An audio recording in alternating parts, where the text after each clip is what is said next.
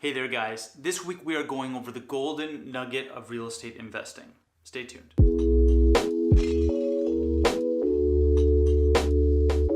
Now, when I talk to investors, and specifically, let's say, when I talk to investors who aren't interested in getting into the real estate market, there's one big reason why people don't. It's not because they don't think the return is there, it's not because they think that properties are going to stop appreciating, and it's not because they think a bubble is going to be bursting anytime soon.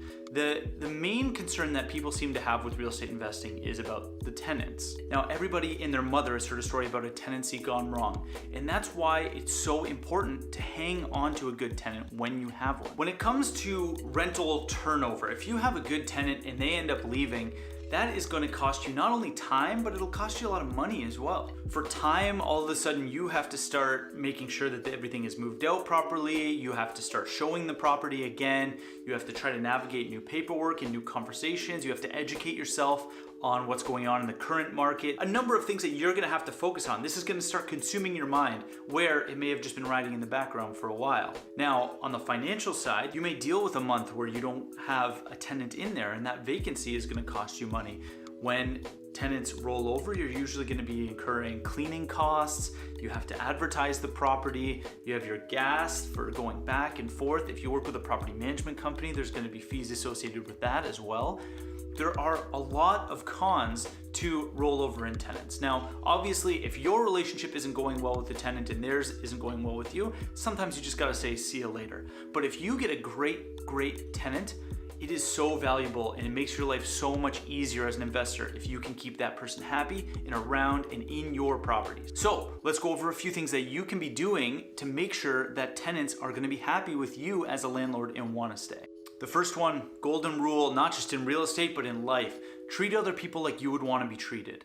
If a tenant comes to you with an issue, respond to them like you would want to be responded to. Treat them like a human being. And if they have a question, don't brush it off like it's a waste of your time or this tenant's giving me such a headache. Listen to them, hear what their concern is, respond quickly and professionally, and tackle it as soon as you can, because that's what you would expect if you were in that position. The second thing you can do is stay on top of maintenance. As the landlord, it's kind of assumed that you have an understanding of the property. You have an idea of how old the roof is, how old are the appliances, what kind of work is going to need to be done there in the next 5 years.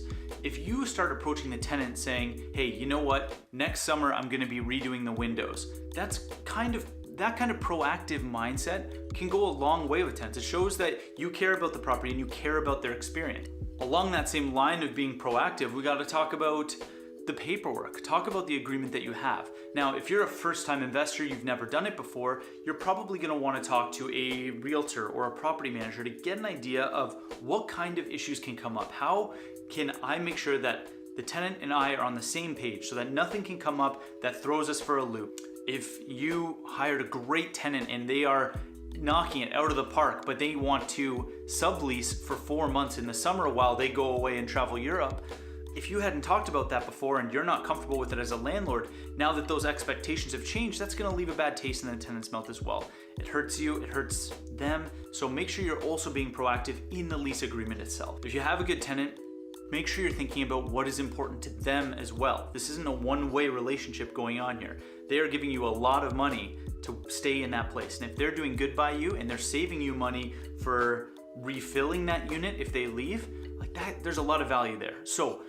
make sure you're thinking about what they actually want out of this unit. One of these common issues is going to be security. They are going to want to feel safe in this new neighborhood that they're moving to, and whether that means you offer to change the locks as soon as they move in, or if you are going to make sure the property is well lit enough that they don't feel uncomfortable walking around in the evenings, especially if they have young children.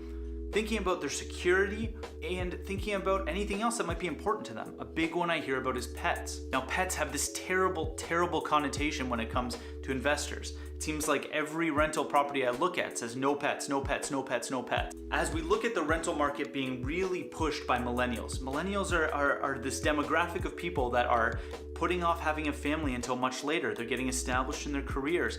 And these people are kind of supplementing that desire for a family after their marriage to have a pet, have a dog, have something that they're raising together and have a responsibility together.